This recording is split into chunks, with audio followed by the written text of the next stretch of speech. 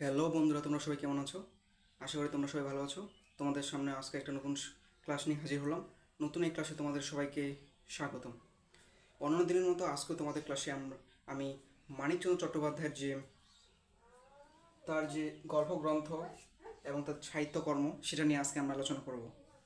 এর আগে গত ক্লাসে মানিকচন্দ্র চট্টোপাধ্যায় তার যে জীবন কাহিনী এবং তার যে উপন্যাস সেটা নিয়ে আমরা আলোচনা করেছি। আজকে আমরা আলোচনা করব তার যে গল্পগ্রন্থ এবং তিনি কতগুলো উপন্যাস কিংবা ছোট গল্প রচনা করেছেন সেই সম্পর্কে আজকে আলোচনা করব।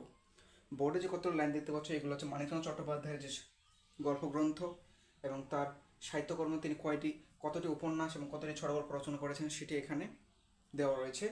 চলো ক্লাসে আসা যাক। এখানে প্রথমে দেখতে পাচ্ছ কি মানিকচন্দ্র চট্টোপাধ্যায়ের গল্পগ্রন্থ। মানিকচন্দ্র চট্টোপাধ্যায়ের গল্পগ্রন্থটা আমরা এখন ছন্দের মাধ্যমে মনে রাখার চেষ্টা করব। যেমন ঐতিহাসিক হারানো নাচ জামাই ও বকুল ফুলের যাত্রী। কি বলছে? ঐতিহাসিক হারানো নাচ জামাই ও বকুল ফুলের যাত্রী, কুষ্ঠরোগীর বউ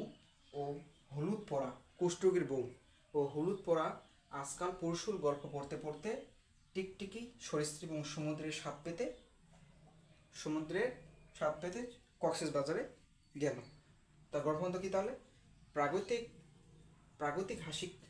প্রাগৈতিক হাসিক হারানো নাচ জামাই ও বকুল ফুলের যাত্রী, কুষ্ঠরোগীর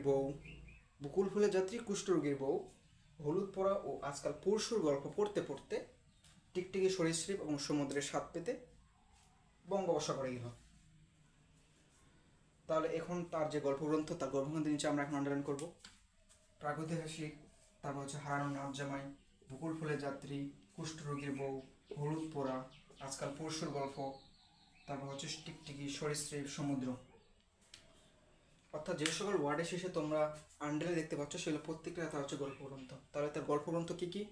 প্রাগৈতিহাসিক হারানো নাচ জামাই, বকুল ফুলের যাত্রী, কুষ্ঠরোগীর বউ, হলুদ পোড়া, আজকাল পরশুর গল্প, টিকটিকি সরীসৃপ সমুদ্র।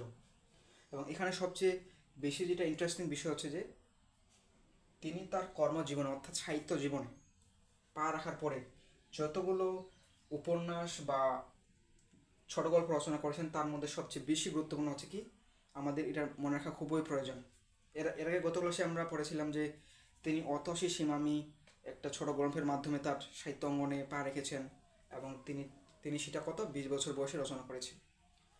তাহলে এখানকার সবচেয়ে গুরুত্বপূর্ণ যেটা বিষয় সেটা কি, তিনি সাহিত্য সাধনায় প্রায় 40টির মতো উপন্যাস রচনা করেছেন এবং 300টির মতো ছোট গল্প রচনা করেছেন। অর্থাৎ কি, তিনি 40টির মতো উপন্যাস রচনা করেছেন। এটি কোনো চারটি এখানে কথা নয়, 40টি